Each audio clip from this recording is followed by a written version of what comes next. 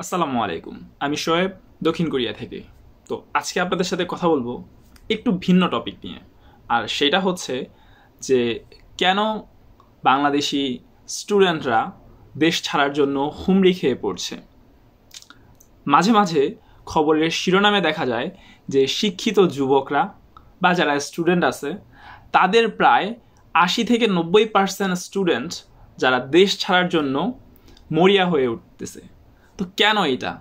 তো আমি যখন এই নিউজগুলো দেখি তখন আমার মনে চায় আমার যদি সম্ভব হতো যে আমি ওনাদেরকে প্রশ্ন করতাম যে আপনারা এই নিউজ কেমনে করেন, স্টুডেন্টরা কেন দেশে থাকবে, মেধা কেন দেশে থাকবে?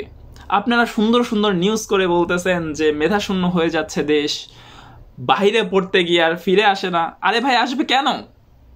কোন যুক্তিতে আসবে? আপনারা আসতে দিছেন? আপনারা আসার সুযোগ রাখছেন?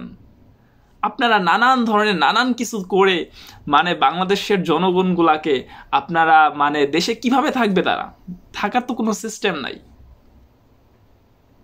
আপনি চিন্তা করেন, একটা স্টুডেন্ট যখন তার প্রায় 14 না আরও বেশি 16 থেকে 17 বছরের পড়াশোনা শেষ করে একটা চাকরির জন্য যায়, সেইখানে সে চাকরিতে যখন ঢুকবে, একটা সরকারি চাকরিতে, সেখানে 56% কোটা ব্যবস্থা, বাকি 44% হচ্ছে আপনার সাধারণ জনগণের জন্য উন্মুক্ত, এবং 44% এমনিতেই পেয়ে যাবেন, প্রশ্ন ফাঁস নাই।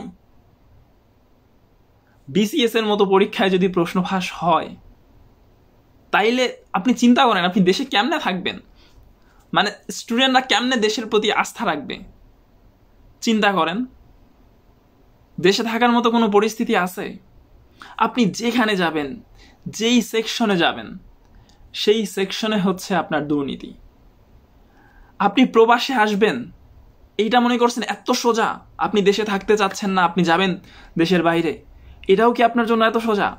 আপনি প্রতিটা সেক্টরে একদম পাসপোর্ট বানানো থেকে, পাসপোর্ট তো বেশি দূরে চলে গেছি, জন্ম নিবন্ধন বানানো শুরু করে voter ID card, passport, immigration office, আপনি প্রতিটা সেক্টরে আপনি আপনার ন্যায্য মূল্যে, যেটা সরকারি নির্ধারিত ফি, আপনি বুকে হাত দিয়ে বলতে পারবেন যে আপনি বানাইতে পারছেন?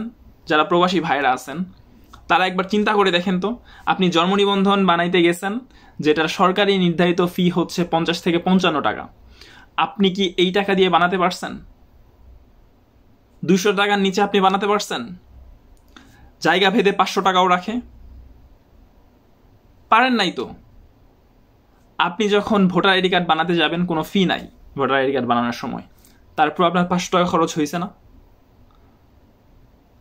আপনি একটা পাসপোর্ট বানাতে যাবেন, সেখানে আপনার যে সরকারি নির্ধারিত ফি, আপনি দালাল ছাড়া কাজই করতে পারেন না,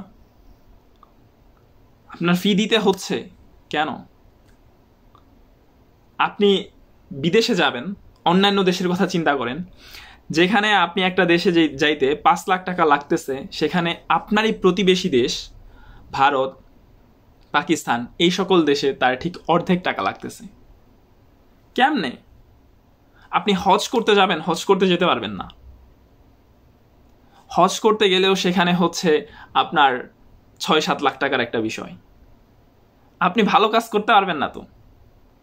মানুষ কেন দেশ ছাড়বে না?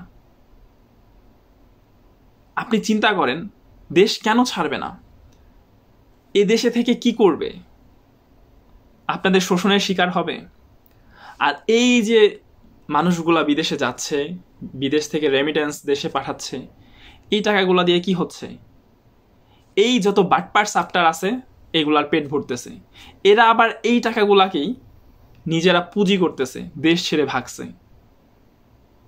দেশ ওরাও ছাড়ে, দেশ আপনিও ছাড়েন, তফাৎ শুধু আপনি দেশ ছাড়েন আপনার পরিবারের, দেশের সচ্ছলতার জন্য, ওরা দেশ ছাড়বে হচ্ছে আপনার টাকাকে শোষণ করে ভাগার জন্য। এই হচ্ছে তফাৎ।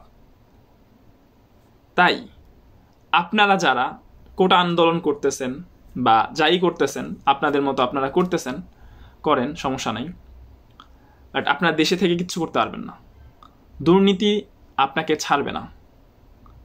দেশের জনগণ এখন আর আগের মতো নাই যে একটা আন্দোলন করে আদায় করে নিবে। এই সিস্টেমটা আর দেশে নাই। কিচ্ছু অর্জন করতে পারবেন না, কিচ্ছু করতে পারবেন না। যাই হোক, কথাগুলো মনের কথা ছিল, বলার মতো জায়গা পাচ্ছিলাম না, তাই আপনাদের সামনে এসে বললাম। ভালো থাকবেন। আসসালামু আলাইকুম।